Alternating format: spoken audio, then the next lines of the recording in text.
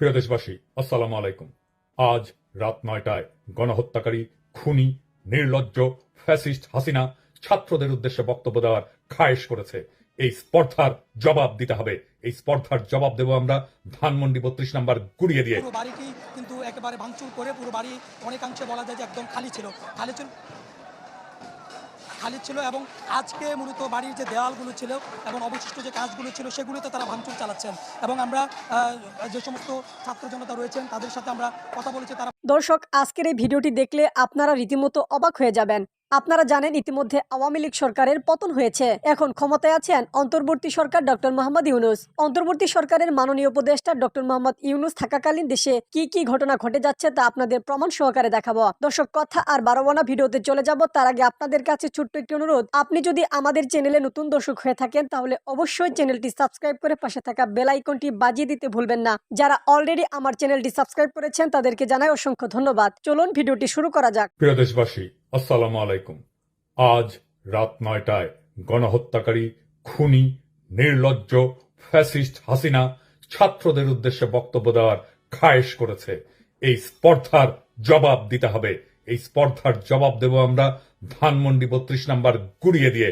যেই মুহূর্তে সে বক্তব্য দেওয়া শুরু করবে সেই মুহূর্তে আপনারা দলে দলে আসবেন। ধানমন্ডি ৩২ নাম্বারে বুলডোজার নিয়ে আসবেন। বুলডোজার না পাওয়া গেলে হাতুড়ি শাবল গাইতি নিয়ে আসবেন। ধানমন্ডি ৩২ নাম্বার আজ থেকে আর থাকবে না। ইতিহাসের দায় মোচন করবেন। ফ্যাসিবাদের আতুর ঘর নিশ্চিহ্ন করতে আসবেন। গান গাইতে গাইতে আসবেন, স্লোগান দিতে দিতে আসবেন, সন্তানের হাত ধরে আসবেন। মুখে হাসি আর বুকে প্রতিরোধের আগুন নিয়ে আসবেন। ফ্যাসিবাদের ধ্বংসস্তূপের উপরে ছাত্র জনতার বিজয় নিশান উড়াতে আসবেন। আজ রাত ৯টায় সেই ইতিহাস রচিত হোক। আবু সাইদ, মুগ্ধরাও আসবে আপনাদের দেখানো পথে। আসেন, অসমাপ্ত কাজ আজ আমরা সম্পাদন করি। ইতিহাসের দায় মোচন করি। ধানমন্ডি ৩২ নাম্বার থাকবে না। ছাত্র জনতা ঐক্য জিন্দাবাদ, ইনকিলাব জিন্দাবাদ।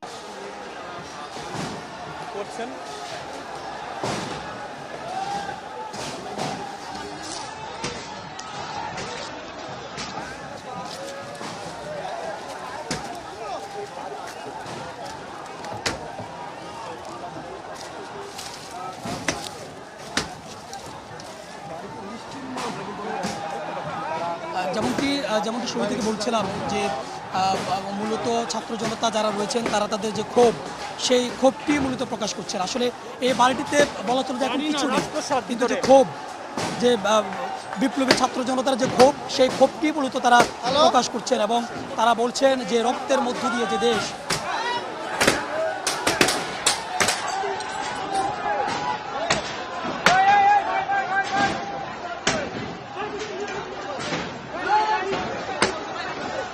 সেই দেশে আবারও পতিত সরকার, পতিত ফ্যাসিস্ট আওয়ামী লীগ সরকার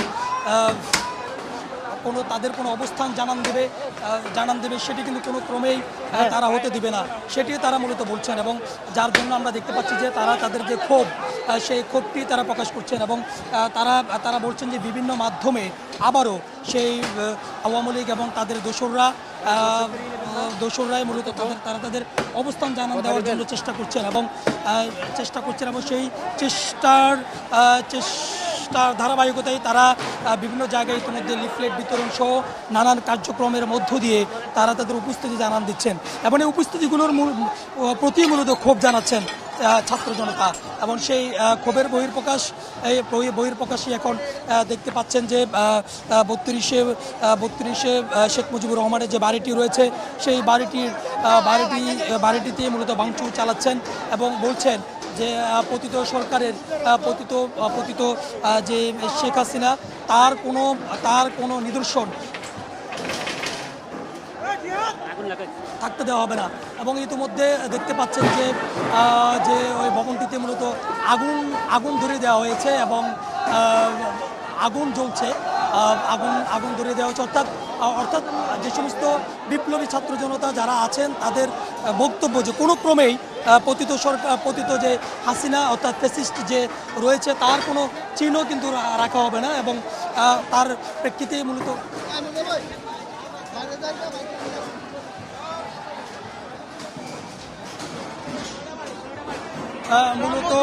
মূলত এই ক্ষোভটি প্রকাশ করছেন এবং দেখতে পাচ্ছেন যে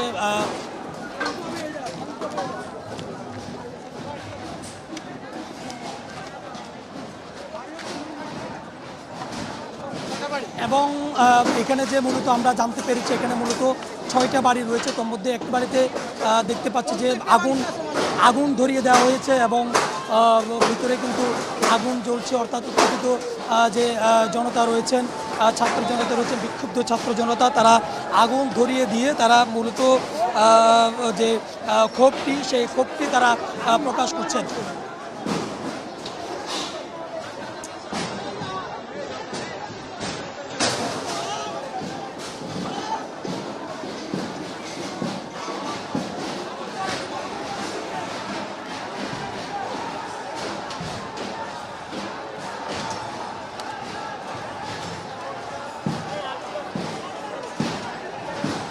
এবং দেখতে পাচ্ছেন যে একটি বাড়িতেই একেবারে উপরের তলায় আগুন ধরিয়ে দেওয়া হয়েছে এবং আগুন জ্বলছে, অর্থাৎ যেহেতু এখানে বিক্ষুব্ধ ছাত্র জনতা রয়েছে, আমরা তবে আগুন নিয়ন্ত্রণের জন্য এখন পর্যন্ত প্রশাসনের পক্ষ থেকে যে কেউ যে আসবে সেটি কিন্তু এখানে দেখা যায়নি। বলা যায় যে কোনো প্রশাসনের কোনো উপস্থিতি কিন্তু নেই, সবাই কিন্তু ছাত্র জনতা রয়েছেন, তারাই কিন্তু এখানে রয়েছেন এবং ছাত্র জনতার যে ভাষ্য, তারা তাদের যে ক্ষোভ, সেই ক্ষোভটি মূলত জানান দিচ্ছেন।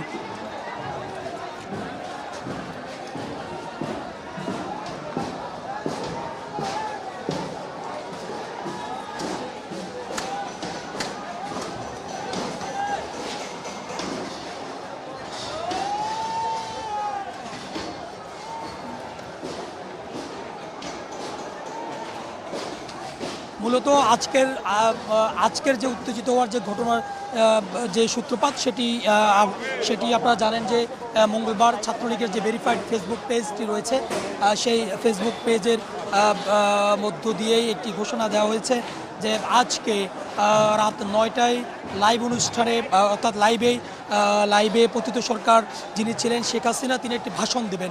সেটিকে কেন্দ্র করে মূলত আজকের এই উত্তেজিত হওয়ার যে ঘটনা, সেই ঘটনাটি ঘটেছে এবং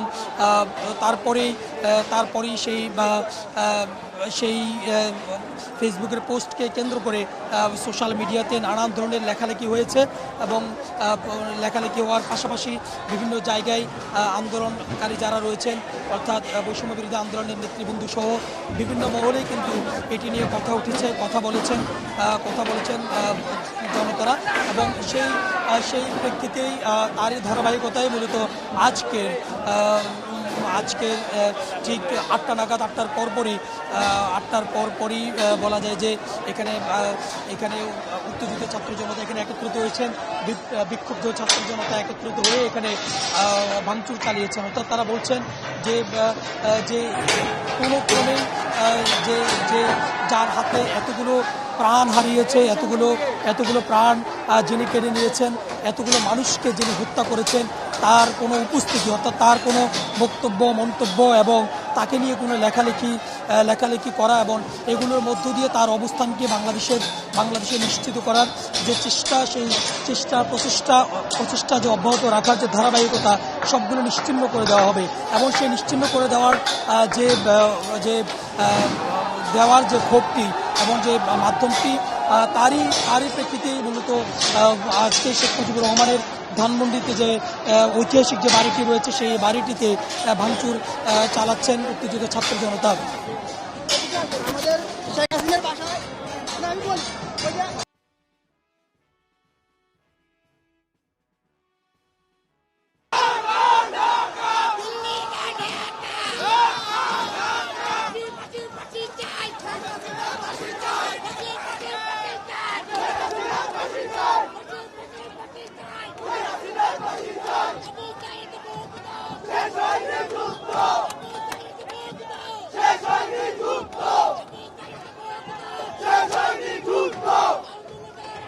দর্শক, সম্পূর্ণ ভিডিওটি দেখলেন, আশা করি বিষয়টি বুঝতে পেরেছেন।